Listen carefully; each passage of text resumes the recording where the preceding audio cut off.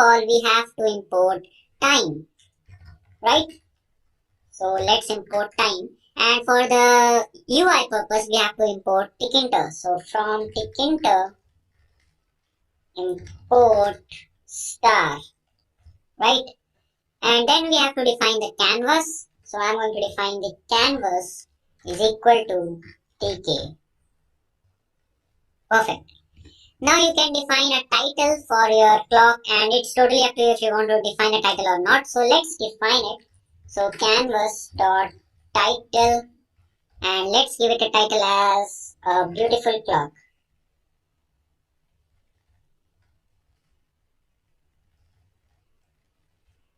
And the next thing, you have to define the geometry. So let's keep it rectangular. So canvas dot geometry. Let's keep it 400 into 200. Right? Now we have to define the label.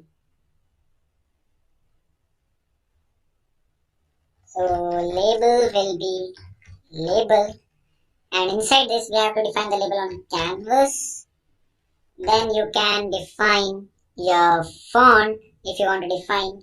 So let's give our font as, let's give it Helvetica, and let's give it a size of 20. Let's give it 20, and let's make it bold. Then after this, you have to define the background. So let's keep the background of our, what should we keep? Let's keep it red. Then we can define the foreground. So I think white will look good. We have to finish this over here. And yes, perfect. We have given the background. Now next thing is we have to define a function. So def, let's keep this name as clock, and this is going to have an input. So input will be time dot strf time, string format time, and so this means string format time, right? So we have to define it. We have to define the time in the format of, first of all, I will be having hours. So you have to define percentage h, then a colon will be there, then percentage minutes will be there, then a colon, then percentage seconds will be there, right? So let's go to the next thing. Then we have to configure our label. So label dot config. Then my text on the label will be my input text. So INP. Now the next thing will be, after how much time we want to refresh the values of our time, right? So I'm going to keep it 100 milliseconds. So let's keep it label dot after, and you have to define 100, comma, your clock function will run again, right? Okay, now we have to call the clock function, and we have to define canvas dot main loop. We are ready with our code. I hope you are not having any difficulty in it. So within 14 lines of code and with 2 extra spaces, we have covered our complete code. Let's run it and see what we get. But one more thing that we have missed is we have to define a grid also. So label dot grid.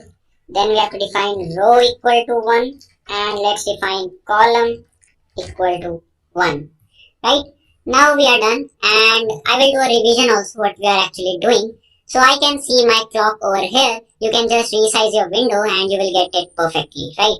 So actually what we are getting, what we are doing, first of all, I'm importing time and Tkinter. Then I'm going to define the canvas for my Tkinter. Then I'm going to give it a beautiful title, then geometry. Then you can just resize it according to you. Then for the label, I'm going to define the font. Then what should be the background, what should be the foreground, right? Then I have to define a space where I want to keep my clock. So row and column using label.grid. Then using this function, it is going to input the time. And how I'm getting the time? I'm using the package time, right? So in this time, there is a time.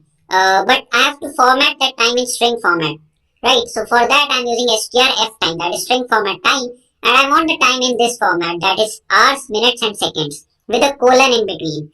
Then I have to configure my label. So this label is going to get changed according to this input text. Then after every 1000 milliseconds, I've kept it 1000, you can keep it 100, 200. And I'm going to refresh this clock function. Then I'm calling this clock function and I'm closing the canvas, right? So this is just a small mini project. So I hope you like this video. So till the next content, keep coding, keep innovating, and thanks a lot.